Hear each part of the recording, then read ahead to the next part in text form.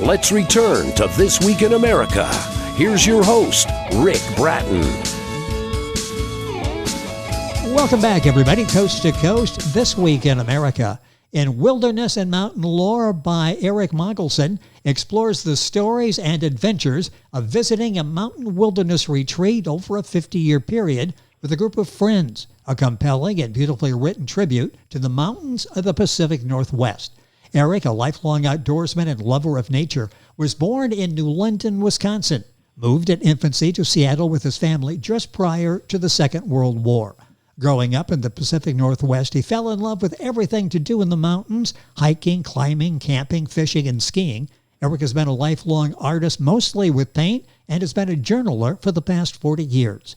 In Wilderness and Mountain Lore by Eric Magelssen, a loving homage to the wonders of nature and a powerful message about the threat of global warming, and Eric is our guest on This Week in America. Eric, welcome to the program. A pleasure to have you with us. Oh, thank you, Rick. Appreciate it. Wonderful job with this book. I feel like I'm there with you. You're much more athletic than I am, so I will just vicariously travel to that area with you. But I love this book. I love the story that you tell. When did you begin writing? When did you decide writing is something I enjoy doing? Well, I grew up in a family of readers, and my mother especially, and after a lot of years of reading both nonfiction and novels and all the rest, I decided that I wanted to start writing on a full-time basis. And so I began journaling back then. And there were times when I thought that I would, write a book, but I just didn't seem to, get the right sense of what I was going to write about. Oh, yes. And you've nailed it with this one. Yeah, in Wilderness and Mountain Lore, you really nailed it with this one, didn't you? Obviously a topic that was very close to you. Well, it is. And I, interestingly enough, what brought me to actually starting this book was the COVID outbreak and the country locking down. I was faced with, obviously, like everybody, being shut in. And even though I journaled every day as a habit over the years, early in the morning, getting that in, I had a second component that really brought me to it, and that was that my wife is afflicted with dementia. And at the time, I was caring for her at home.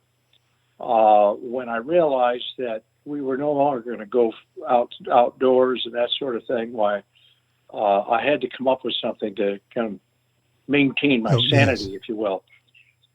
So it occurred to me that we had just recently finished our 50th anniversary of hiking and fishing and all of that in this mountain area of Washington State that I would travel to every June to meet up with these group of guys. And I thought, I've made a lot of notes about this over the years. Why don't I go through them and see what I can do? Well, and it's such an entertaining read. The book we're talking about by Eric Magelssen is In Wilderness and Mountain Lore, book available at Amazon, Barnes & Noble, wherever books are sold. And all this information, of course, on our website, thisweekinamerica.us. Is this book, Eric, the first book that you've had published? Is this the first one for you? Yes, it is. And I was quite surprised, actually, after creating the book, why I reached out to someone that was suggested to me by another friend who actually is a writer and has published books. And I contacted these people. They said, well, send us what you've got, and I said, well, I'm just finishing the last little bit of the book, and I'll get back to you. So I did, and I sent the manuscript off to them, and next thing I knew, about a month and a half went by, and they called me and said, we'd like to publish your book.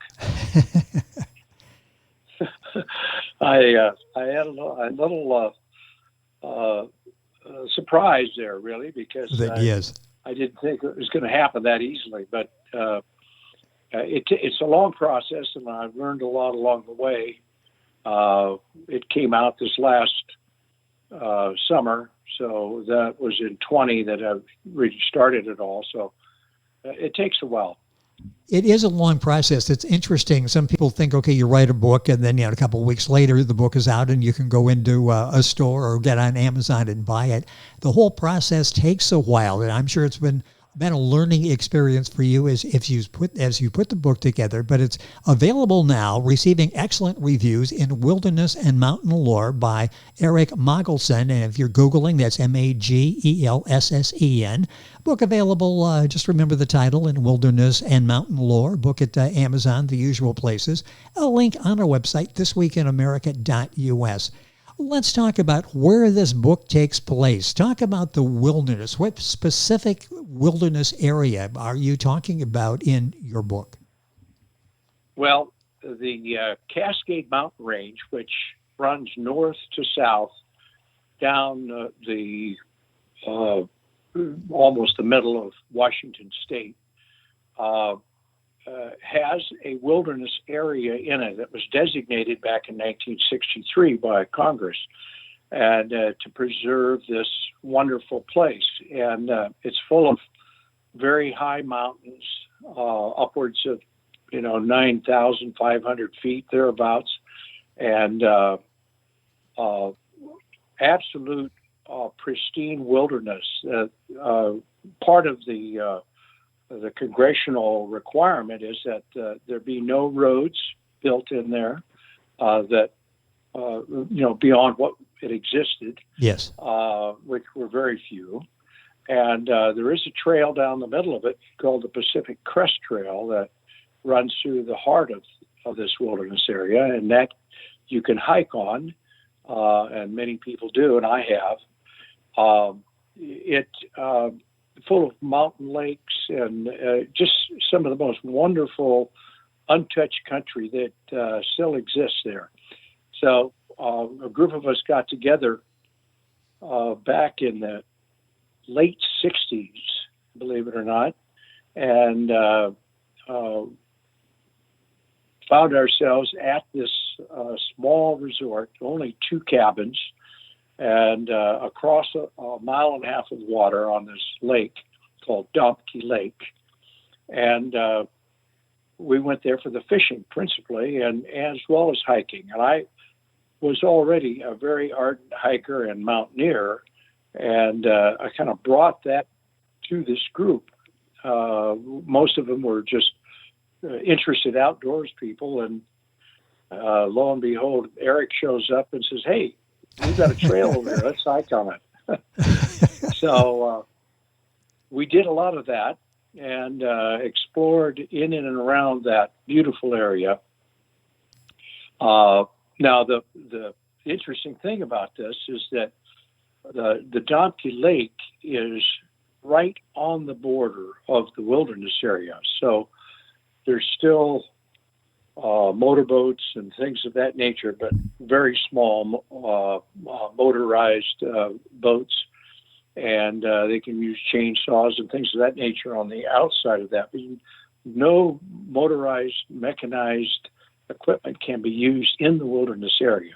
So we were really kind of at the best spot to be in to appreciate that, because it had so much wonder around us. You bring that story alive. We actually feel that we are there with you. The book is in Wilderness and Mountain Lore. Eric Magelssen is our guest on the program, the author of the book. Also a gifted writer, but also a gifted artist as well. Talk about that, because you use that artistic ability in the book in Wilderness and Mountain Lore. Talk about how long you've been an artist. Well, it's interesting because you have to jump back to the time of the Second World War. And my father was hired by the Boeing company to work on the B-29 bomber. And they were so hard-pressed to get that job done that their engineers, like my dad, were set up at home as well as at work with all the drafting and tools that they needed to make sure that the drawings were done in good order and quickly. Well, I would stand at my father's drawing board, and they used to work in India ink, making these drawings. And I was just amazed at, watching this, and it inspired me. And so I started at a very early age drawing, and then eventually, was in art classes and things of that nature. And in college I studied organ design and drawing and all of that, and then got into painting, and it went from there. So it's been most of my life that I've done this, and I've done everything from jazz musicians' portraits to landscape paintings, and a lot of this work that relates to the wilderness. I have paintings and drawings in the book of the guys fishing, and as a matter of fact, the cover and the back cover is an oil painting that I did of the area at sunset. Things like that. Beautifully done. I encourage you to buy the book, but certainly go to Amazon and look at the book cover. Such a wonderful job you've done with that. And the book is In Wilderness and Mountain Lore by Eric Magelssen, our guest on the program. You've learned a lot from this book. You've told some of the stories, 50 years of going there with your friends to Domke Lake. Are you working on another book? Is there something else that you're working on? Well, it's interesting because I was inspired by my story writing on the book to continue writing about my mountaineering experiences. And at a very early age, I became a skier, and that eventually developed into teaching skiing, and went to work for 2 different ski schools in and around near Seattle, up in the Cascades. And part of that skiing that I did was in an area where I did a lot of mountain climbing in the summer. And so I've got stories about those adventures, both skiing, mountaineering, and all that I've started writing about for another book. Very good. I will be looking forward to that. In the meantime, we will read and enjoy In Wilderness and Mountain Lore. You mentioned all that you've done, mountain climbing, including with one of the most famous mountain climbers in the world. Talk about that experience as well. What an interesting background you have in all that you've been able to do in the mountains.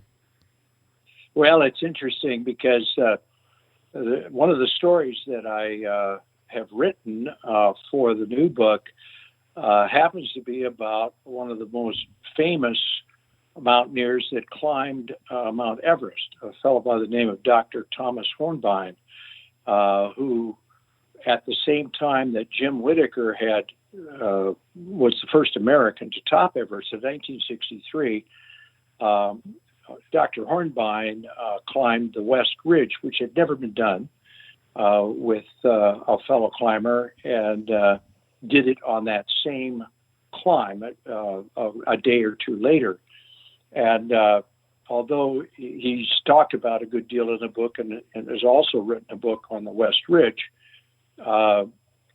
he and I got to know each other a few years later when he had found a set of car keys on a ledge on a mountain called the Tooth. It looks like a dog's incisor, very sharp, pointed tooth type mountain. And Hornbein came to my office when I was working in downtown Seattle, and asked the receptionist to see me, and I went out and I met him, and I was managing office building space at that time, and I was excited because a doctor had come, and we just had a new hospital open up.